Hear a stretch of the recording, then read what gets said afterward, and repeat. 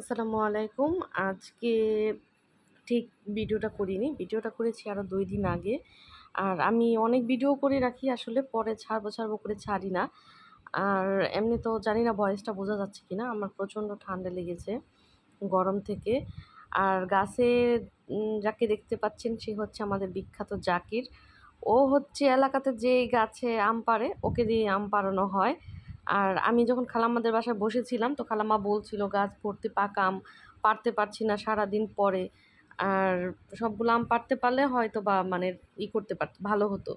তো হঠাৎ করে আবার জাকির রাস্তা দিয়ে যাচ্ছিল। তো ওকে আমি বললাম যে আম পেড়ে দেওয়ার জন্য। ও দুষ্টুমি করে বলছিল যে, "ফুপ্পি যদি আমি গাছ থেকে একটা আম ফেলি আপনি ক্যাচ ধরতে পারেন তাহলে কিন্তু আমি আম পেড়ে দেবো। তা নাহলে আমি আম পেড়ে দেবো না।"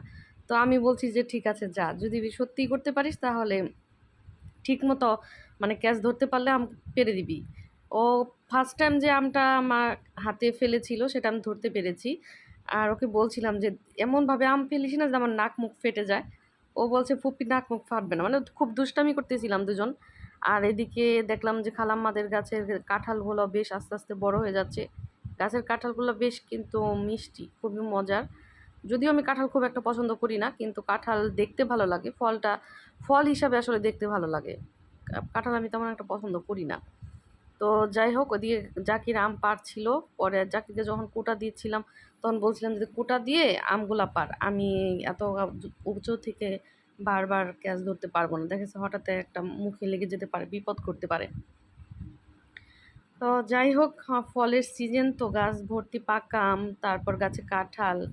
আসলে এগুলো দেখতে ভীষণ ভালো লাগে। খাওয়ার চাইতে যে ফলের গাছ থাকে বাসায়, এগুলো দেখতেই ভীষণ ভালো লাগে। আর একটা আম ওই যে ইচ্ছে করে ও এমন জোরে ফেলেছে যাতে আমি ক্যাচ ধরতে না পারি। পুকুরে চলে গেছে। তো ওকে আমি বলছিলাম, "তুই গাছ থেকে নেমে পুকুর থেকে আম তুলে আনবি। এই আম আমি আনতে পারবো না।" আর প্রচুর ডোয়া হয়েছিল। এটা ডোয়া না ডাওয়া যাই হোক একেক অঞ্চলে একেকটা বলে। তো গাছে হচ্ছিল, বাইরে যেহেতু প্রচুর রোদ ছিল এর জন্য এই জায়গাটা অন্ধকার লাগছিল ক্যামেরাতে, বোঝা যাচ্ছিল না। এটাও খালাম্মাদের গাছ, এই জায়গাগুলো খালাম্মাদের। আর এই জায়গায় দাঁড়িয়ে আসলে মাঝে মাঝে আমরা যখন আমি এই বাসায় আসি মাঝে মাঝে এখানে দাঁড়িয়ে থাকি। এই জায়গাটা ভীষণ মানে ভাল লাগে, গাছের নিচে তো ভীষণই ভালো লাগে। এই জায়গাটা খালাম্মারা যে আটকিয়ে রেখেছে এদিকে দোকান টোকান উঠানোর জন্য। আর পুকুরটা ভীষণই বড়, পুকুরটাও খালাম্মাদের। তো যাই হোক আজকে ভিডিওটা তেমন একটা বড় করব না, কারণ আমি এই নতুন বাসার থেকে এই বাসায় এসেছিলাম। খালাম্মা ফোন দিয়েছিল আসার জন্য, তাই এসেছিলাম। তো ওইদিকে জাকির বলছে যে, "ফুপ্পি একটা আম কোটা দিয়ে দে, আপনি আমটা ধরেন।" তো এই আর কি, আমটা ভীষণ পাকা ছিল।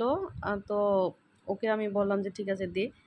তো পরে দেখলাম যে আসলে আমটা ভীষণই বড়, কিন্তু আমটা যেরকম পাকা ভেবেছিলাম ওইরকম পাকা না, এমনিতেই হয়ে গেছে। যাই হোক ভালো থাকবেন। আল্লাহ হাফেজ।